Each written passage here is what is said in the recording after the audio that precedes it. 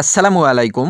ঘাসের ফলন বৃদ্ধি করতে কি করবেন? তাছাড়া ঘাসের জমির উর্বরতা ধরে রাখতে করণীয় কি? সেই সম্পর্কেই আজকের ভিডিও। গত কয়েকদিন আগে আমাদের কাছে এক ভাই জিজ্ঞাসা করছিল যে ঘাসের ফলন বৃদ্ধি করতে আমরা কি পদক্ষেপ গ্রহণ করি? প্রথমেই একটা কথা বলে রাখি, আমরা অনেকেই ঘাস লাগানোর জন্য জমি নির্বাচন করতে ভুল করি।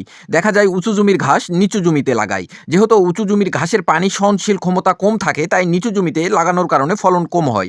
তাছাড়া জমিতে পানি বেঁধে থাকার কারণে ছোপ পচে যায়, দীর্ঘমেয়াদী ফলন পাওয়া যায় না। ঘাসের ফলন কম হওয়ার আরেকটা কারণ হচ্ছে ছায়াযুক্ত জমিতে ঘাস লাগানো। তো যাই হোক, গত কয়েকদিন আগে আমরা ২০ বস্তা মুরগির লিটার নিয়ে আসি ঘাসের জমিতে দেওয়ার জন্য। এখন হয়তো অনেকেই বলবেন যে ভাই, আপনাদের তো পর্যাপ্ত গোবর থাকার কথা, গোবর দিলেই তো হবে, মুরগির লিটার টাকা দিয়ে কিনে দেওয়ার প্রয়োজন কি? ব্যাপারটা হচ্ছে, আমাদের পর্যাপ্ত পরিমাণ ধানের জমি আছে। বিশেষ করে ইরি মৌসুমে ধানের জমিতে গোবর দেওয়ার কারণে এই সময়ে আমাদের ঘাসের জমিতে দেওয়ার মতো গোবর আর থাকে না। তাই বাধ্য হয়ে মুরগির লিটার কিনতে হয়েছে। এখন আসুন, আমাদের ২০ বস্তা মুরগির লিটার কিনতে কয় টাকা খরচ হলো? আমাদের এইদিকে ১ বস্তা মুরগির লিটারের দাম ১০০ টাকা। আমার যেহেতু পরিচিত ছিল, তাই আমার থেকে ৮০ টাকা করে বস্তা ধরেছে। সাথে বস্তা প্রতি ভাড়া বাবদ ২০ টাকা করে খরচ হয়েছে। সব মিলে ২০ বস্তা মুরগির লিটারের খরচ আসছিল ২,০০০ টাকা। এখন প্রশ্ন হচ্ছে, মুরগির লিটার জমিতে দিব কেন? আপনারা হয়তো অনেকেই জানেন আমরা যারা ওয়ান ঘাস চাষাবাদ করি। ব্যাপারটা হচ্ছে, এই ঘাস একবার জমিতে লাগালে ৪ থেকে ৫ বছর পর্যন্ত ফলন পাওয়া সম্ভব।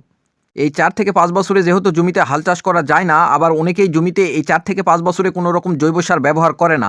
যার কারণে একটা পর্যায়ে দেখা যায় ঘাসের ফলন কমে যায়, আশা অনুরূপ ফলন পাওয়া যায় না। মুরগির লিটার এক প্রকার জৈব সার। জমিতে জৈব সার ব্যবহার করলে মাটির গুণগত মান ঠিক থাকে, পাশাপাশি মাটির উর্বরতা বৃদ্ধি পায়। তাছাড়া জমিতে জৈব সার ব্যবহার করলে রাসায়নিক সার খুব একটা লাগে না। দীর্ঘদিন একটা জমিতে রাসায়নিক সার ব্যবহার করার কারণে মাটির উর্বরতা আস্তে আস্তে কমে যেতে থাকে। তাই আমরা আমাদের ঘাসের জমিতে বছরে ২ থেকে ৩ বার জৈব সার দিই। জৈব সার দেওয়ার কারণে রাসায়নিক সার যেখানে ২০ কেজি লাগতো, সেখানে ১০ থেকে ১২ কেজি দিয়ে হয়ে যায়। এখন প্রশ্ন হচ্ছে, আমরা কয় শতক জমিতে কি পরিমাণ জৈব সার দিলাম? মুরগির লিটারের প্রচণ্ড পরিমাণে দুর্গন্ধ হয়, যার কারণে আমি মাস্ক পরে পুরা জমিতে ছিটিয়ে দিচ্ছিলাম। দুর্ভাগ্যবশত ভুল করে গ্লোভসগুলা বাসায় রেখে আসছিলাম, যার কারণে আমি খালি হাত দিয়েই মুরগির লিটারগুলা ছিটিয়ে দিচ্ছিলাম। ভিডিওতে আমার পাশে যে ছেলেটাকে দেখতে পাচ্ছেন, ও প্রায় সময় আমার সাথেই থাকে। বিশেষ করে আমি যখন বাসা থেকে ভ্যান বের করি ঘাস কাটতে যাওয়ার জন্য, তখন সে যেখানেই থাকুক আমার কাছে ছুটে চলে আসে। ও ভ্যানের সিটে বসে থাকে আর আমি পিছন দিক দিয়ে ঠেলা দেই, এতে করে ও খুব মজা পায়। তো যাই হোক, আপনারা ভিডিওতে যে জমিটা দেখতে পাচ্ছেন, এখানে আমাদের মোট ৩২% জমি আছে।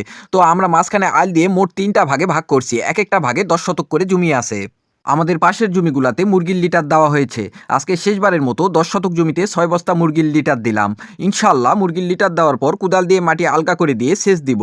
জৈব সার দেওয়ার পর ঘাসের ফলন কেমন হলো ইনশাআল্লাহ অন্য ভিডিওতে আপনাদের জানাবো। দোয়া করবেন আল্লাহ তাআলা যেন আমাদের ব্যবসায় বারাকা দান করে এবং সৎপথে পরিচালনা করার তৌফিক দান করে। আজকে এই পর্যন্তই। ভালো থাকবেন, সুস্থ থাকবেন। আসসালামু আলাইকুম।